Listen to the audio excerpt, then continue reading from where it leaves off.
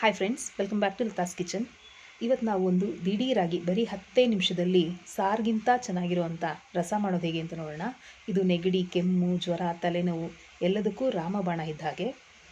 ನಾನಿಲ್ಲಿ ಒಂದು ನಿಂಬೆಹಣ್ಣಿನ ಗಾತ್ರದ ಹುಣಸೆಹಣ್ಣನ್ನು ತೊಳೆದು ನೆನೆ ಹಾಕಿಡ್ತಾ ಇದ್ದೀನಿ.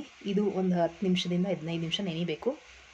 ಒಂದು ಸಣ್ಣ ಮಿಕ್ಸಿ ಜಾರಿಗೆ ಒಂದು ಅರ್ಧ ಸ್ಪೂನಷ್ಟು ಕಾಳುಮೆಣಸು, 1 ಸ್ಪೂನಷ್ಟು ಜೀರಿಗೆ, ಒಂದು 5-6 ಎಸಳು ಕರಿಬೇವು, ಒಂದು ಬೆಳ್ಳುಳ್ಳಿನ ಸಿಪ್ಪೆ ತೆಗೆದು ಹಾಕಿ ಇದನ್ನು ತರ್ತರಿಯಾಗಿ ಈ ಥರ ಪೌಡ್ರ್ ಮಾಡ್ಕೋಬೇಕು.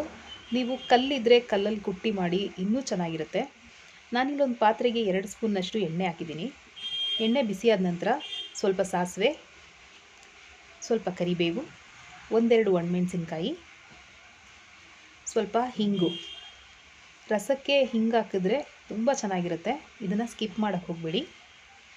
ಈಗ ನಾವು ಪುಡಿ ಮಾಡಿಟ್ಟಿರೋಂಥ ಜೀರಿಗೆ, ಮೆಣಸು, ಬೆಳ್ಳುಳ್ಳಿನ ಹಾಕಿ ಹಸಿಯಾಗಿ ಪುಡಿ ಮಾಡಿರೋದ್ರಿಂದ ಅದು ಒಂದು ಒಳ್ಳೆ ಘಮ ಬರೋ ಹಾಗೆ ಹುರಿಬೇಕು. ಉರಿನ ಸಣ್ಣ ಮಾಡಿ ಹುರಿಬೇಕು, ಇಲ್ಲ ಅಂತಂದರೆ ನಾವು ಹಾಕಿರೋ ಪದಾರ್ಥ ಎಲ್ಲ ಸೀದೋಗುತ್ತೆ. ಸ್ವಲ್ಪ ಸೀದಿದ್ರೂ ರಸ ಸ್ವಲ್ಪ ಕಹಿ ಕಹಿ ಅನಿಸುತ್ತೆ. ಸೊ ಹುಷಾರಾಗಿ ಹುರಿಬೇಕು.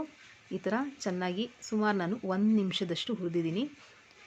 ಈಗ ನಾವು ನೆನೆಸಿಟ್ಟಿರುವಂಥ ಹುಣಸೆ ಹಣ್ಣನ್ನು ರಸ ತೆಗೆದು ಅದಕ್ಕೆ ಸೇರಿಸ್ತಾ ಇದ್ದೀನಿ. ನೀವು ರಸ ಎಷ್ಟು ಬೇಕು ನೋಡಿಕೊಂಡು, ಎಷ್ಟು ಜನ ಇದ್ದೀರಾ ನೋಡಿಕೊಂಡು ನೀರನ್ನು ಸೇರಿಸ್ಬೇಕು. ಅದಕ್ಕೆ ನಾನಿಲ್ಲಿ ಒಂದು 4 ಜನಕ್ಕೆ ಆಗುವಷ್ಟು ರಸ ಮಾಡ್ತಾಯಿದ್ದೀನಿ. ಇದಕ್ಕೆ ನೀವು ಸಾರಿಗೆ ಯೂಸ್ ಮಾಡ್ತಿರಲ್ಲ, ಆ ಸಾರಿನ ಪುಡಿನ 1 ಸ್ಪೂನಷ್ಟು ಸೇರಿಸ್ತಿದ್ದೀನಿ. ಇಲ್ಲಿ ಸ್ವಲ್ಪ ತೆಂಗಿನ ತುರಿ, ಒಂದು ಸ್ವಲ್ಪ ಕೊತ್ತಂಬರಿ ಸೊಪ್ಪು, ಅರ್ಧ ಸ್ಪೂನ್ನಷ್ಟು ಬೆಲ್ಲದ ಪುಡಿ ಸೇರಿಸ್ತಾ ಇದ್ದೀನಿ. ಬೆಲ್ಲ ಆಪ್ಷನಲ್, ನಿಮ್ಗೆ ಇಷ್ಟ ಆದರೆ ಹಾಕ್ಕೊಳ್ಳಿ, ಇಲ್ಲಾಂದರೆ ಸ್ಕಿಪ್ ಮಾಡ್ಬೋದು. ರುಚಿಗೆ ತಕ್ಕಷ್ಟು ಉಪ್ಪನ್ನು ಹಾಕಿ ಚೆನ್ನಾಗಿ ಒಂದು ಸಲ ಮಿಕ್ಸ್ ಮಾಡಿ ಮುಚ್ಚಿಟ್ಟು ಒಂದು 5 ನಿಮಿಷ ಚೆನ್ನಾಗಿ ಕುದಿ ಬರೋ ಹಾಗೆ ಕುದಿಸ್ಬೇಕು.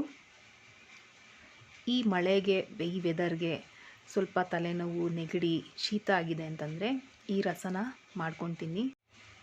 ಬರೀ ಒಣಮೆಣಸಿನ್ಕಾಯಿನ ಖಾರಕ್ಕೆ ಯೂಸ್ ಮಾಡಿ ಮಾಡೋ ರಸಕ್ಕೂ ಸಾಂಬಾರು ಪುಡಿನ ಯೂಸ್ ಮಾಡಿ ಮಾಡೋ ರಸಕ್ಕೂ ತುಂಬ ಡಿಫ್ರೆನ್ಸ್ ಇರುತ್ತೆ.